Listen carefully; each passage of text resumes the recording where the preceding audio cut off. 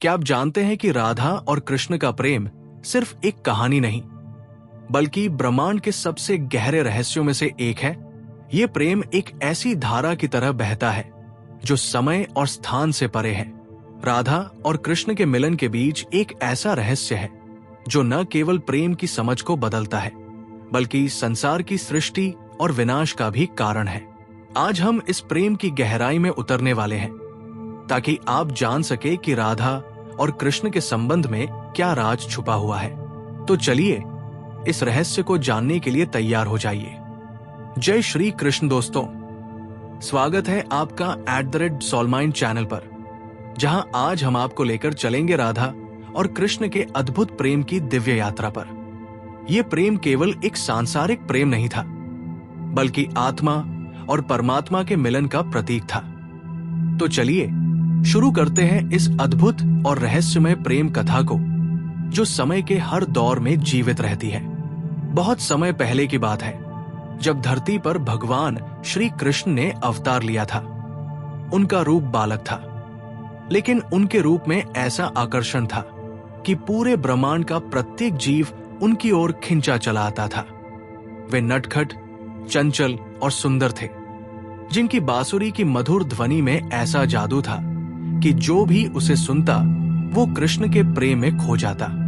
लेकिन कृष्ण का ये नटखट रूप उस समय के सबसे पवित्र और अद्भुत प्रेम के साथ जुड़ा हुआ था, राधा से। राधा एक साधारण गोकुलवासी गोपी थी, लेकिन उनका कृष्ण के प्रति प्रेम पूरी दुनिया से परे था। राधा और कृष्ण का मिलन न केवल प्रेम का मिलन था, बल्कि ये जीवन के सर्वोच्च उद्देश्य आत्मा और परमात्मा के मिलन का प्रतीक था। लेकिन सवाल ये उठता है कि राधा और कृष्ण का प्रेम इतना गहरा था, फिर क्यों उनका विवाह नहीं हुआ? क्यों कृष्ण ने राधा के साथ घर गृहस्थी नहीं बसाई? क्या ये प्रेम संसारिक नहीं था, या फिर इसका कोई और रहस्य था? कुछ लोग कहते हैं कि राधा कृष्ण से ज्यादा शक्तिशाली थी।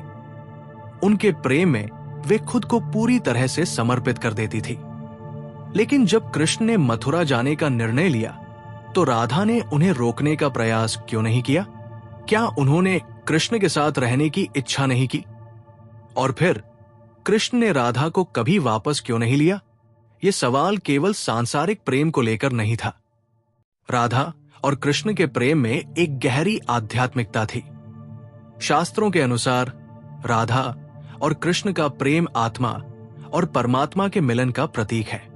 राधा आत्मा की प्रतीक थी, जो परमात्मा कृष्ण से साक्षात्कार करना चाहती थी। कृष्ण के बिना राधा का अस्तित्व अधूरा था, और कृष्ण के बिना राधा का प्रेम निराकार था।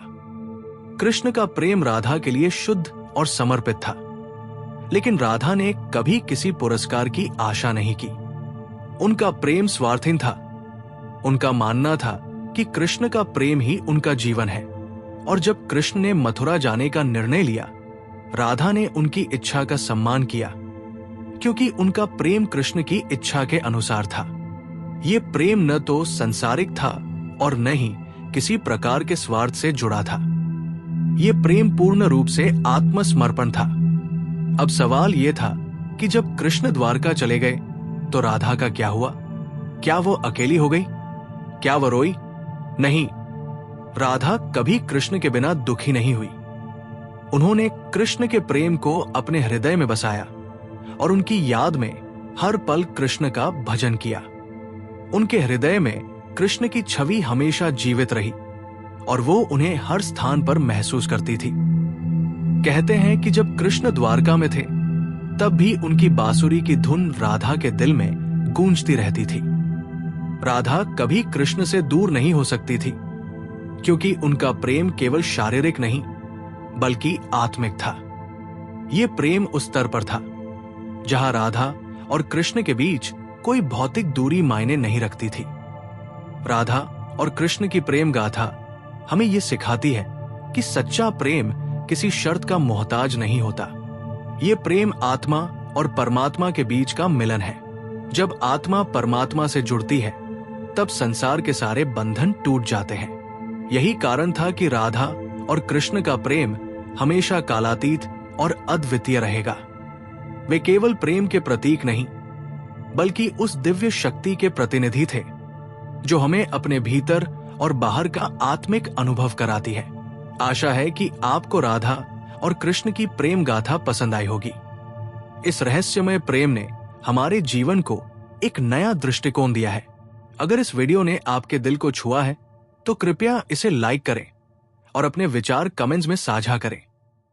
और ऐसी और भी अद्भुत कहानियों के लिए हमारे चैनल को सब्सक्राइब करना न भूलें।